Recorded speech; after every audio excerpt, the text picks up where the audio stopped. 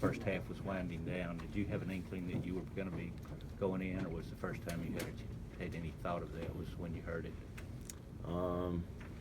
I mean, I just knew that I had to be ready at all times. If my number was called, then it was called. I didn't know if I were to go in or if I wasn't going to play at all. So I just knew if I was going to go in, I had to be ready. When did Coach tell you were going to start against Louisville? I don't even. He told us like Thursday. Yeah, he told us Thursday for like 2 days before the game. So yeah. You were just telling a story about how Jalen reacted to that in the pregame. Can you repeat that for us? Yeah. So before our flex lines, it was after the Louisville game, a Monday practice, getting ready for Arkansas State. Jalen told me to go in front of him, because now I'm the starting quarterback and, I'm going to be the leader and whatnot. But I told him no, and I told him, that this is still, like, he still belongs in that role, just because of everything that he's done. And I think that was a very mature move of him, trying to do that. I would have never thought of doing that, but just the maturity that he has, trying to do that, I thought that was something very special. We've seen the post-touchdown celebrations between the handshakes between you two. Yeah. Can you just speak about your relationship with Jalen and how maybe it's even grown a little bit this season? Well, yeah, I'd say it's grown a little this season. Our communication with how we see things now, I think has grown a lot. When I go in on 7-on-7, he's kind of watching in the back, and when he goes in, I watch in the back. Sometimes we question each other, like, why did you do this? Why did you do that? And so the communication with us has been really good, and I think we've been improving a lot, as an offense, within not only our running game, but most definitely our passing game, while we're communicating, to each other. So it benefits both of us, and Mac Jones as well. So I'm happy that Mac Jones got his first touchdown this season. So it's exciting. How would you describe the team chemistry right now? I can only speak for our offense. We do have a good relationship with our defense, but we don't spend as much time with the defense. Because there's a lot for us to talk about on offense. We have a lot of things to install. We gotta understand what we're doing offensively with the O-line to the receivers. We have a lot of movement keys within our reads, so there's a lot of things going on. But I'd say just for our offense, we've created a really, really special bond with one another. So. What's the craziest thing that's happened to you since you were named starter? Just maybe out in public or anything? I'd say just the attention. Just the attention. Can't do things that I want to do anymore without people trying to stop us. Do you have an example? Or whatnot. I'm going out to eat, with my family, and people are just coming up asking for pictures. So. What do you think about the way so many people have, the Hawaiian culture, people have incorporated there? You see people wearing leis, the pineapples at tailgates. What do you think about all that? I think it's cool. Nothing wrong with it. I think it's cool. Does anything surprise you at this point? No. It's cool. How much fun is it for you guys to be out there and having the success that you guys have had offensively so far? I think for anyone that plays the sport of football, when you find success, it just becomes very fun, And so with our guys, it can be a blessing and a burden because we're so used to it now that everybody wants a touchdown. Everybody wants to do something big. And so sometimes that can be a burden because sometimes we don't understand what we're doing. There's lack of focus out there, and there's definitely a big lack of intensity sometimes within our offense when we kind of think that way. So, what's the key to kind of your teammates say you hadn't changed with all the attention, all the hype? What's the key to kind of staying grounded a little bit? My faith, most definitely my faith. And how much has the offense grown week to week with Coach Loxley and Coach Enos, and how much are they adding? Are they adding things every week to kind of expand the offense as you guys are more successful? Not really. We're just playing the same way we usually play. We just run different plays out of different formations. and whatever the defense gives us, we'll just take it. When you first got here, did you see a day where you'd be the starter and Jalen would be the backup? Because, I mean, obviously you came here and he was the reigning SEC Offensive Player of the Year. Well, I mean, could you tell me that I was going to be the starter with Jalen being here? I mean, You wouldn't know. Exactly. I would have never knew, too. Like, I couldn't even tell you that. But, I mean,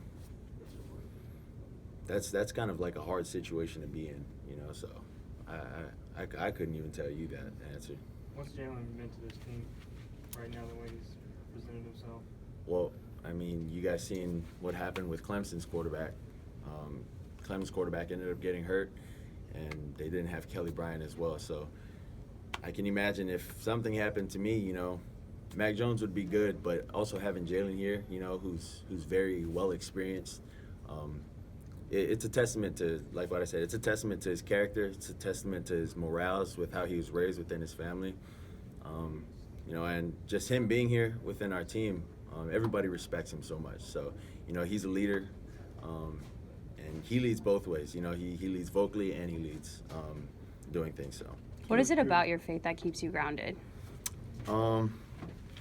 Most definitely not going overboard with things, staying level-headed, knowing who I am, and I'd say most definitely with my faith, there's no room for me with it. It's always about other people. It's always about loving on other people, and most definitely giving praise where praise is due. Given your efficiency, success out there, Nick even said yesterday that you may have exceeded some of his expectations early on. Do you feel you've exceeded expectations with what you've done, or where are your expectations? Personally. I mean, we're just trying to be 1-0 every week. We're just trying to win games, and I think that's the focus. Coach Saban said I exceeded his expectations. I don't think I did. He has to be joking with you guys because that's definitely not what Coach Saban would tell us. There's always room for improvement, not only with Coach Saban but within our whole coaching staff and within ourselves too. So there's always room for improvement. Are you aware of things like quarterback ratings and passing efficiency? Do you know the formulas, for Nope. instance? You couldn't ask me any of that. No, sir. What's the secret? Some of the fade balls, some of the balls, the touch you put on passes. What's the secret to that? Reps. I'd say reps. And How did you learn that escapability that you've shown these first 5 games? Where did that come from? Is it a drill that you grew up doing? Is it when you do cartwheels out of the pocket and stuff like that? I don't know. Sometimes I drop back, and sometimes I just practice backflipping and throwing. I'm kidding. I really couldn't tell you. I really couldn't tell you. I don't know. You ever get turned around? Because you sometimes you'll spin around. Do you ever, does it ever get turned around sometimes when you're? Well, we do work on spinning drills. But other than that, yeah, that's. And you seem to have a really tight bond with Trent Dilfer. He's been very effusive of praise for you, and you worked with him in the Elite 11 and again this summer. How often do you get a chance to speak with him and pick his brain, and what kind of relationship do you guys have? Well, I don't get to speak to Trent as much, but I mean, just the kind of relationship we created at the Elite 11, that's kind of cool. I mean, Trent didn't like the way I was doing things there, but they kind of gave me things that I needed to work on before I went to the semifinals, and it just kind of went from there. I got to show them what I was able to do within the course of a week, and yeah, if they're saying I'm good, thank you. But other than that, it's cool. Whatever they're saying. Did the national championship game, what you accomplished it, that kind of raised the hype and expectations. Did that make you work harder because you knew that people were going to be watching and that you knew that you had something to live up to? I think nothing after the national championship changed. Our class, the class of 21, stayed the same. The same way we came in was the same way we ended up doing things. After the national championship, we basically all went back into the indoor and we ran routes. We were throwing. The running backs ran routes. We're throwing to them. So nothing really changed, you know, just it's the same guys doing the same things over and over. And I think the consistency of it kind of is reaping what we've been sowing How throughout, good are you? throughout that How time. good are your receivers? How good are they? Yeah. Oh, shoot. They're really good. They're really good. They're the ones who make me look good. I mean, I could throw a 2-yard slant, and they'll turn that 2-yard slant into like a 20-yard gain. So, I mean, it's their run after catch that surprises me. As kind of small as they are, they're fighters. All three of them. Does it help with your chemistry, the fact that you came in with 3 of them, with Smith and Judy and Ruggs, that you came in the same class? I mean, getting reps with them daily, or almost every day, it does help. But I mean, Okay.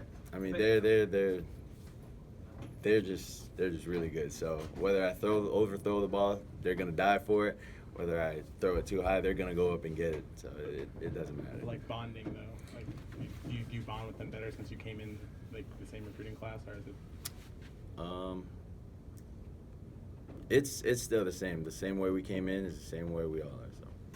Thanks, Tua.